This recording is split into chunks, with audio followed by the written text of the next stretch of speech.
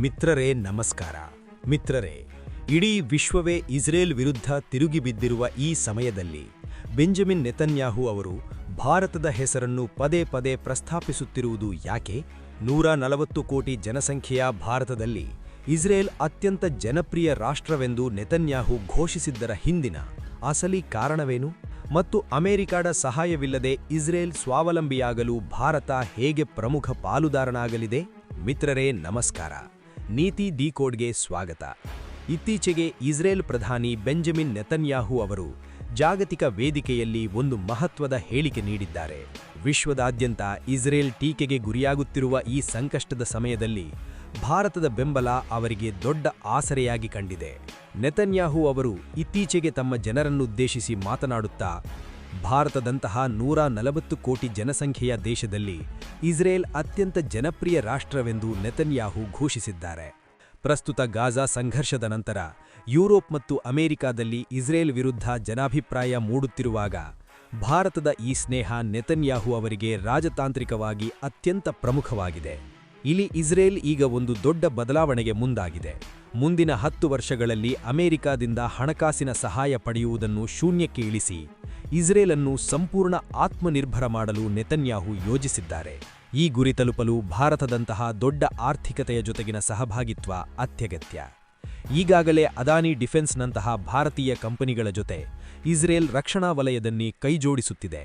Israel ಈಗ ತನ್ನ ಶಸ್ತ್ರಾಸ್ತ್ರ ಉದ್ಯಮವನ್ನು ವಿಸ್ತರಿಸಲು ಮುಂದಾಗಿದ್ದು, ಜಗತ್ತಿನಾದ್ಯಂತ ಶಸ್ತ್ರಾಸ್ತ್ರಗಳನ್ನು ರಫ್ತು ಮಾಡುವ ಮೂಲಕ ಆದಾಯ ಗಳಿಸಲು ಪ್ಲಾನ್ ಮಾಡಿದೆ.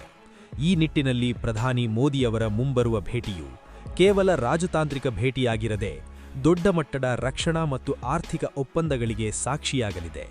ಜಾಗತಿಕವಾಗಿ ಹರಡುತ್ತಿರುವ ಆಂಟಿಸೆಮಿಟಿಸಂ ನಡುವೆಯೂ ಭಾರತವು ಇಸ್ರೇಲ್ನ ವಿಶ್ವಸನೀಯ ಮಿತ್ರವಾಗಿ ಉಳಿದಿರುವುದು ನೆತನ್ಯಾಹು ಅವರಿಗೆ ಭರವಸೆ ಮೂಡಿಸಿದೆ.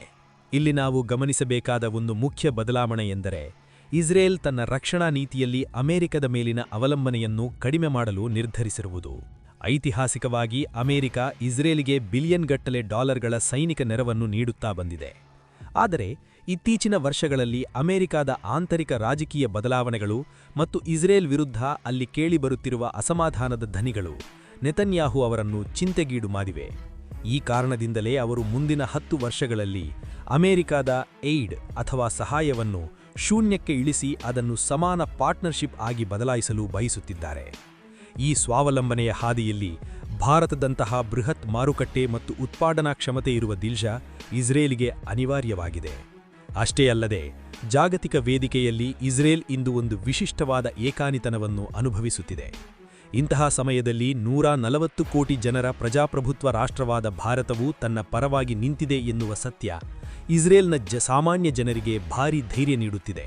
ನೆತನ್ಯಾಹು ಅವರು ಭಾರತದ ಜನಸಂಖ್ಯೆಯನ್ನು ಪದೇ ಪದೇ ಪ್ರಸ್ತಾಪಿಸುತ್ತಿರುವುದು ಕೇವಲ ಸಂಖ್ಯೆಗಲ್ಲ, ಬದಲಾಗಿ ಜಗತ್ತಿನ ಅತಿ ದೊಡ್ಡ ಪ್ರಜಾಪ್ರಭುತ್ವದ ನೈತಿಕ ಬೆಂಬಲ ತಮಗೆ ಇದೆ ಎಂದು ಜಗತ್ತಿಗೆ ತೋರಿಸಲುವಾಗಿದೆ.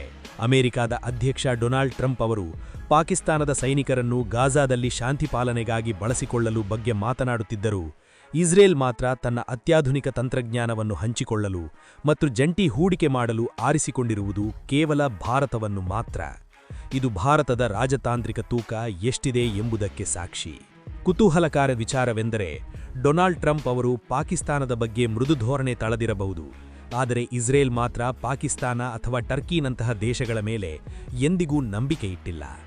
ಇಸ್ರೇಲಿಗೆ ಗೊತ್ತು, ಸಂಕಷ್ಟದ ಸಮಯದಲ್ಲಿ ಹೆಗಲು ಕೊಡುವ ಏಕೈಕ ಮತ್ತು ಬಲಿಷ್ಠ ಮಿತ್ರ ದೇಶವೆಂದರೆ ಅದು ಭಾರತ ಮಾತ್ರ.